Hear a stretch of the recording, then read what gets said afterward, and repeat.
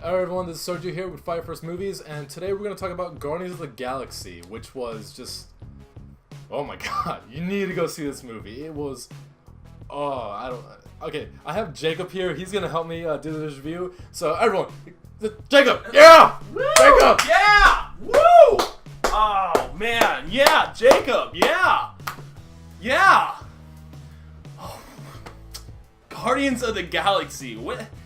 I don't even know where to begin with it. God, it simply blew my mind. Honestly, it did what the Avengers did in 5 movies with 1 movie. Within the first 30 minutes, I was already freaking loving all the characters. I'm just kind of at a loss of words, honestly. I enjoyed it surprisingly, and I want to really touch off on the soundtrack. I want to say that the 70s was a nice touch to the whole movie, you know. It's kind of mixed in with the futuristic look of the movie and everything, and so, rocking some blue suede with Star-Lord and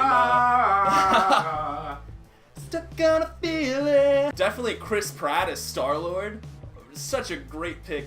He brings all the funny, witty, goofy charm from Parks and Rec, and he brings it to this character. And it works so well, and it makes you love him that much more. He's just a goofy human lost in space. It's such a nice touch. And then there's Groot and Rocket. Groot is just a big fucking tree guy alien thing that can sprout branches and flowers, and that's how he fights, and it's actually pretty cool. And, you know, he's just the lovable Chewbacca of the group, but with even more wit. Even though he only says, you know, I am Groot.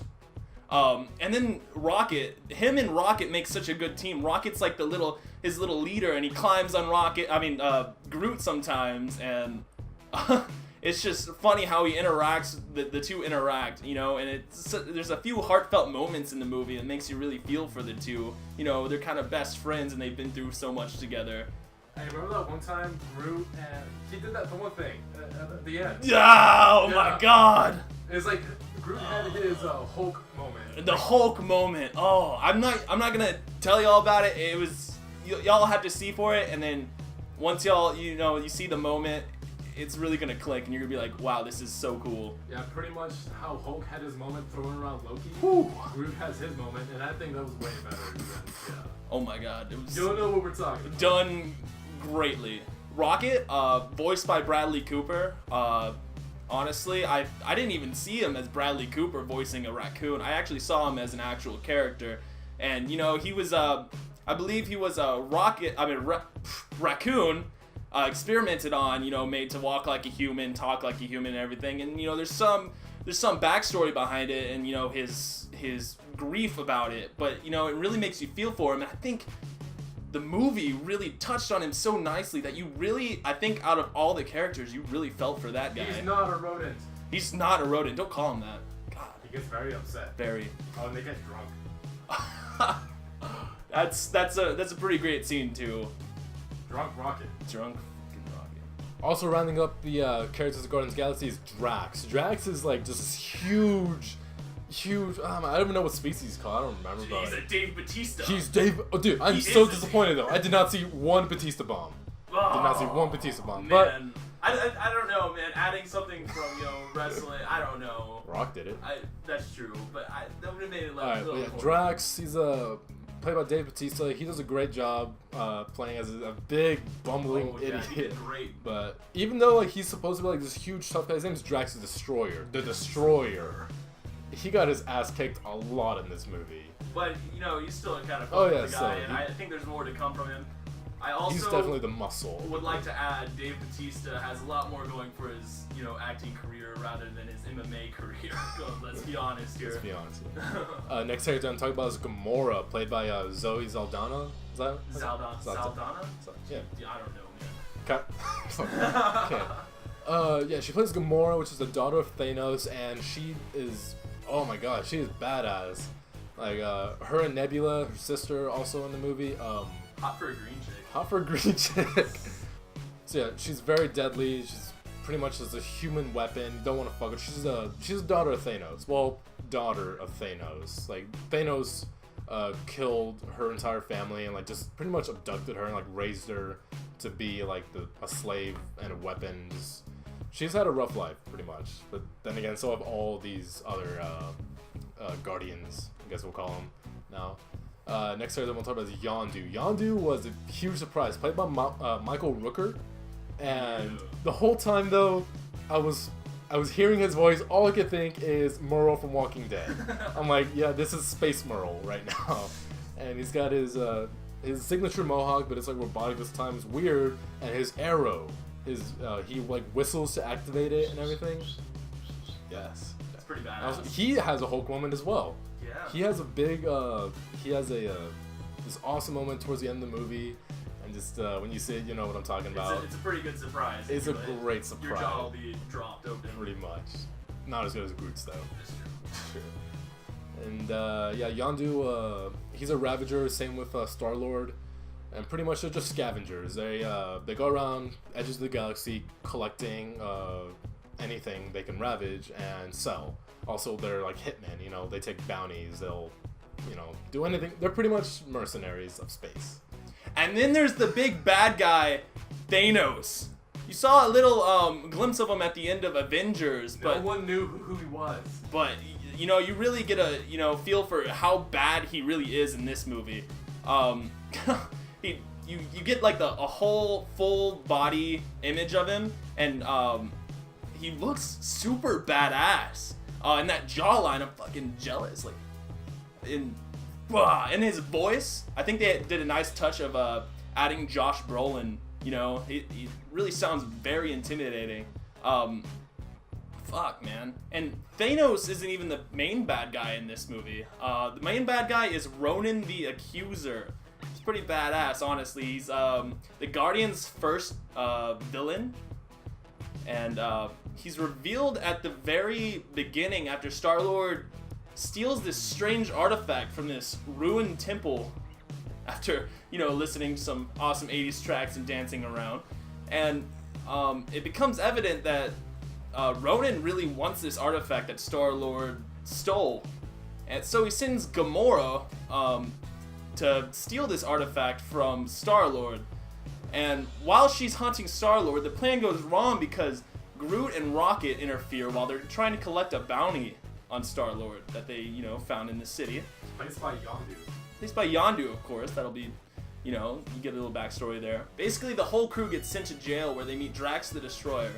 And in jail is where, the whole group gets together because Gamora promises them 40 billion units for, this orb that she has. So the whole group decides to, break out, using all their powers and everything. And Rocket's a genius. Rocket's a fucking genius. Okay, so shortly after they break out, they go to meet the Collector, which you saw at the end of Thor 2. The guy has like a whole bunch of like different artifacts from around the galaxy. Very interesting. Very interesting. Like, did you see the Dark Elf? Yeah, there's a little Easter egg. Yeah, there's a little Thor 2 Easter egg. Remember the Dark Elves? Yeah, you see he's in a cage and he's just like, oh, he's just in prison there. So yeah, they go there and finally they reveal what was inside the sphere, but we're not gonna reveal it here because it's a little bit of a spoiler territory. Yeah. But pretty much, it's very dangerous. Yes, very. Pretty much very dangerous, and once they discover what it is, all hell kind of breaks loose. And Drax made a very bad mistake in calling Ronan, and just Ronan comes to the location and big fight ensues. Pretty much, big fight ensues, and just that's when they really form together for the first time to actually fight together, and thus creating the Guardians of the Galaxy. Yeah. So yeah, just pretty much within an hour of the movie, they already formed together as a team. Much less like how Avengers did. It took 5 movies. 5 movies. 5 good movies. Well, 4 good movies and 1 bad Iron Man 2 movie. And it was very well done, well written by James Gunn. Just he wrote and directed this movie, and he's writing and directing the second one, which is gonna be awesome because looking forward to it, man. much forward to it. It's gonna be amazing. The one-liners in this movie too, compared to the Avengers. Mm-hmm. Oh my god. You know what was really good? All the references to like the Earth like back in the 70s. Yeah. Like they make this whole like Footloose joke. They talk about Kevin Bacon. It's Kevin so Bacon, Kevin Footloose. The hero of Earth. Seriously, oh my god, just a lot of good 80s and 70s references. Oh, Definitely. And when the one-liners in the Avengers was a hit and a miss, really corny. Yeah. These really hit you and made you actually laugh in Guardians of the Galaxy. It really did, because like comparing this to Avengers is actually very like you can't like this movie holds the torch to Avengers. Like how Avengers is kind of the same thing with this movie. Like just like in Avengers, the whole team at first we're not getting along, just like in Guardians. And well, except with the Guardians, these aren't exactly good guys. They're all kind of neutral. Yeah, they're or mostly like anti-heroes, Yeah. Like Star-Lord, Rocket, and Groot and Drax, or not Drax, just those three. Like they're mercenaries and like for hire, like they'll kill people without like remorse or anything. Definitely. But I think Star-Lord really said it the best when he said they're a group of losers. Yeah, definitely. They really are a group of losers. Well, except for Gamora, because she got everything. She's also hot. Never been more attracted to a green person. Oh yeah. Can't believe I just said that.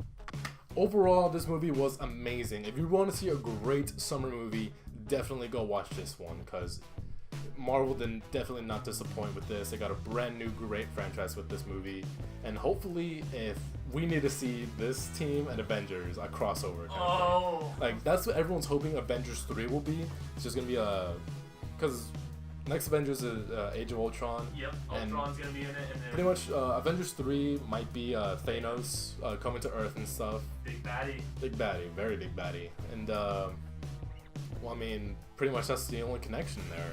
Exactly. Is how Guardians could ever get to Earth is because Thanos is there, because Loki couldn't rule the world there, or some disappointment with that. Some shit. So definitely. Get goosebumps thinking about that. Yeah, just the whole future of Marvel is just we are ready and we want more. Definitely want, dude. The post-credit thing. Oh no, the fucking. Oh. There's a nice little Easter egg. There's a nice little Easter egg for anyone who knows anything about Marvel from the 80s, and just it's nothing hinting towards another movie or anything. Not at all. It's just a big joke, but it really hits. So stay for it. It's kind of funny. So Jacob, how's the music in this movie? Oh my god.